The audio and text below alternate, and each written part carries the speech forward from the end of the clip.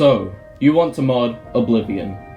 Maybe you've dabbled into modding here and there, but you just can't seem to get the hang of it.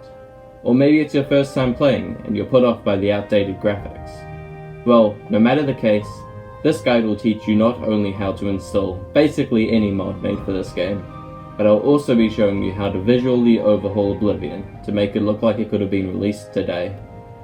After you've finished following this tutorial, your game will go from looking like this to this. Quite the improvement, don't you think? So, without further ado, let's begin, shall we?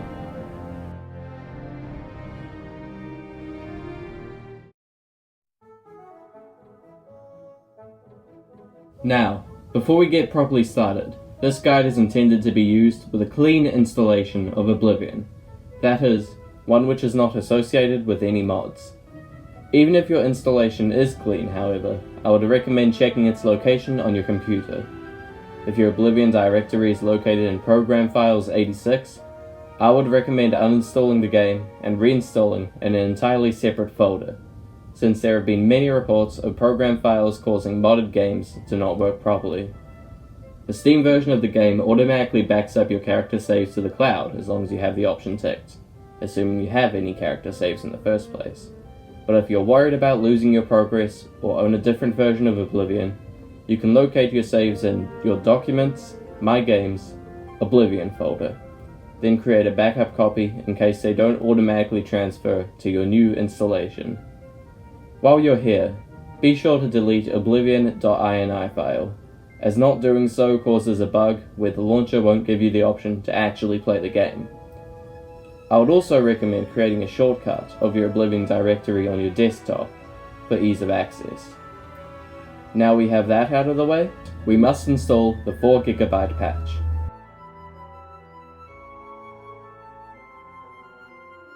This simply allows the Oblivion program to utilize more RAM from your computer, increasing frame rate and reducing crashes. First, go onto the Nexus mod page, link in the description, go into Files, and begin downloading. You may need to create an account beforehand, which is very easy to do and entirely free. Once installed, we simply want to open the folder, activate the .exe file, and redirect it towards our main file of Oblivion.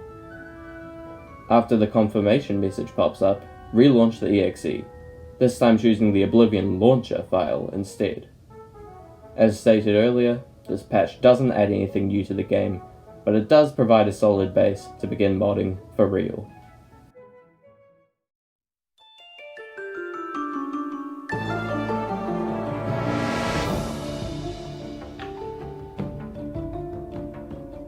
OBSE, or Oblivion Script Extender, is a program which increases Oblivion's scripting capabilities, meaning having it is necessary to be able to use most mods out there. Simply download the folder from the Nexus page to start. Open the folder up, and if you own the Steam version of Oblivion, copy OBSE 1.2.416.dll, OBSE editor 1.2.dll, OBSE steamloader.dll, and the included data folder into your Oblivion directory. Ensure you have the Steam in-game community tab enabled, or else OBSE will fail to load. For any version of Oblivion not purchased from Steam, follow the same steps, but instead of the Steam loader, copy obse_loader.exe into your directory. OBSE will not launch automatically alongside non-Steam versions of the game, so feel free to create a shortcut of the OBSE loader onto your desktop to make launching your modded Oblivion a breeze.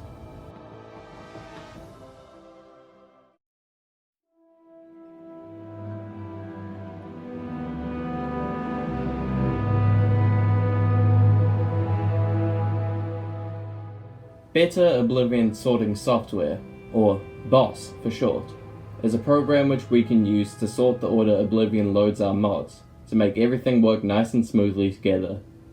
Once we get into modding proper, it's good to make a habit of running BOSS with every 1 or 2 new mods installed.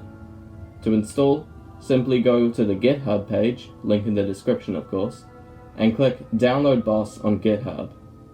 Then select the boss.zip folder. Extract the contents of this archive into a new, unzipped folder.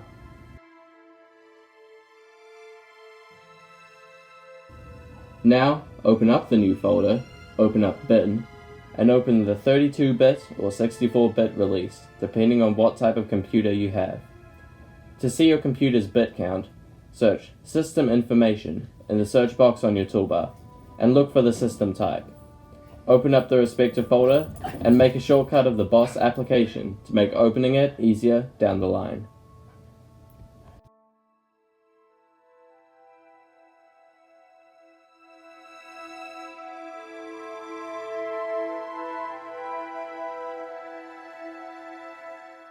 Wrye Bash is what's known as a mod manager, a program to make easy work of installing most mods for Oblivion.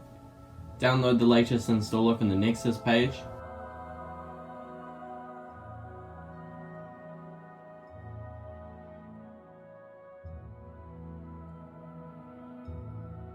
Follow the instructions displayed in the install wizard, and feel free to check and uncheck boxes based on your preference.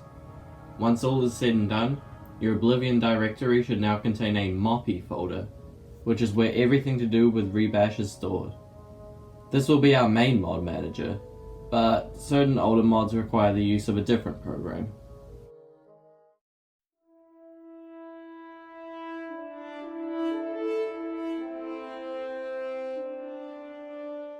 Oblivion Mod Manager, or OBMM for short, is another mod manager similar to Wrye Bash. However, we'll only be using OBMM to install select older mods which were created with the OMod file type, which Wrye Bash can't install, along with a few other nifty features we'll be making use of later on. Download the installer and run the setup just like we did with Wrye Bash, create a desktop shortcut if you wish, and voila! We're now ready to start installing mods. If you've gotten this far, pat yourself on the back, as this is all the setup we need to get to the good stuff. Let's start off by installing a simple yet essential mod to get our feet wet into the modding process.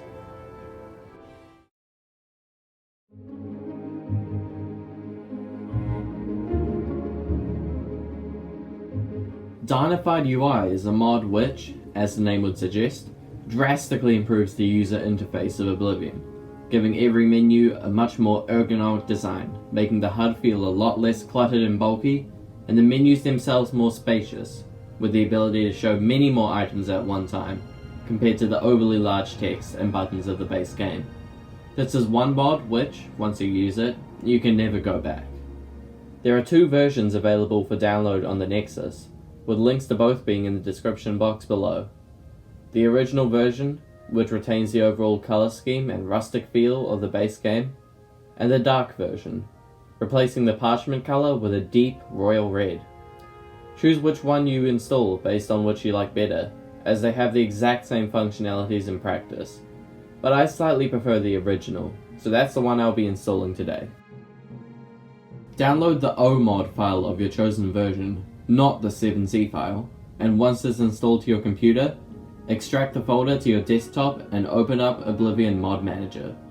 Simply click the load option and select the .omod file, and you should see the mod name pop up in the small box to the right, next to a small green square. This means the mod is inactive, so we'll need to activate it by double-clicking, typing in some random stuff, and selecting Install Everything. Here we get some customization options. Choose whichever suits you, but I'm going for the classic inventory and colored local map. Hold the control key while you click to select multiple options at once, by the way. Select OK, and now we get a choice of font size. Even though my monitor is rather large, I still find the normal option too small, so I'd recommend choosing the large font size. Now hold down the control key and click Yes to the following dialog boxes. And the green square next to the mod name should now be blue, indicating that the mod is now indeed active. Launch the game just to make sure.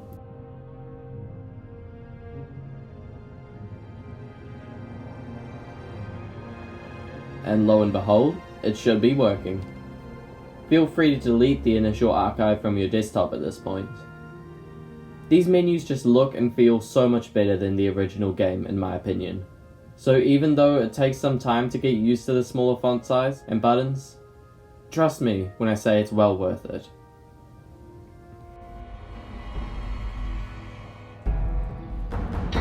And that's it for part 1 of modding Oblivion the easy way. If you enjoyed this video or found it helpful, be sure to leave a like and subscribe for more content in the future. In part 2, we will be installing many more mods to polish aspects of gameplay and make the visuals absolutely stunning. That's all for now, and I'll see you in the next one.